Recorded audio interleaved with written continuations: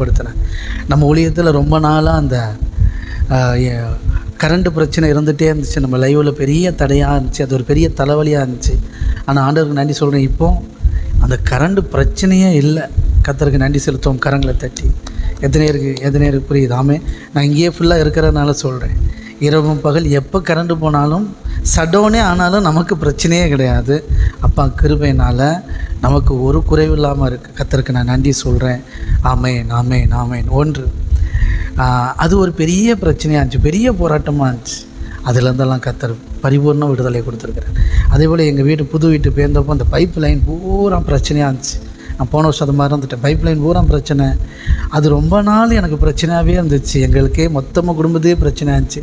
ஆனால் இப்போ அடிக்கடி நான் அந்த தண்ணியை திறக்கும் போதெல்லாம் ஸ்பீடாக வரும்போது பார்க்கும்போது அவ்வளோ சந்தோஷப்படுவேன். அப்பா இதனால் எவ்வளோ போராட்டத்தை நாங்கள் பார்த்தோம், ஆனால் இன்றைக்கி அதெல்லாம் ஜெயிச்சு நிற்கிறோம். அப்படி தான் எனக்கு அன்பான சகோதர சகோதரிகளே, நீங்கள் எதுலலாம் ரொம்ப ஸ்ட்ரகிள் அடைகிறீங்களோ அதை ஒரு நாள் ஜெயிச்சு நிற்பீங்க. ஜெயிச்சு நன்றி உள்ளவர்களாக தேவனுக்கு முன்பாக நிற்பீங்க. கையை தட்டி ஆமென். இதுதான் என் வாழ்க்கையில் ரொம்ப பிரச்சனை ஏற்படுச்சு. அதில் ஒன்று தான் பண கஷ்டம். அதில் ஒன்று நமக்கு பண கஷ்டம், பொருளாதார நெருக்கடி. சொல்லுங்கள், அதை நான் ஜெயிப்பேன், இந்த வருஷத்தில் ஜெயிப்போம். கையை தட்டி ஆமென். இதையும் ஜெயிச்சு அப்படி அசால்ட்டாக போயிட்டே இருப்போம். வந்துக்கிட்டே இருக்கும், இன்கம் வந்துக்கிட்டே இருக்கும்.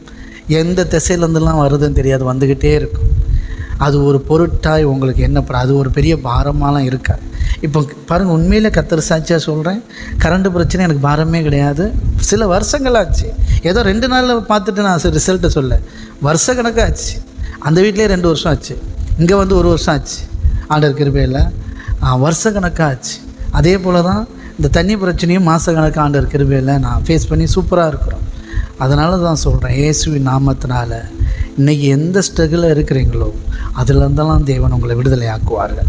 எதில் ரொம்ப கஷ்டப்பட்டுருக்கிறீங்களோ, ரொம்ப போராடிட்டுருக்கிறீங்களோ அதிலேருந்தெல்லாம் கர்த்தர் உங்களை பரிபூர்ண விடுதலை ஆக்குவார். பல வருஷ போராட்டம்லாம் காணாமல் போயிடும். அதுக்கப்புறம் ஃபுல்லாக தேங்க்ஸ் கிவிங் தான்.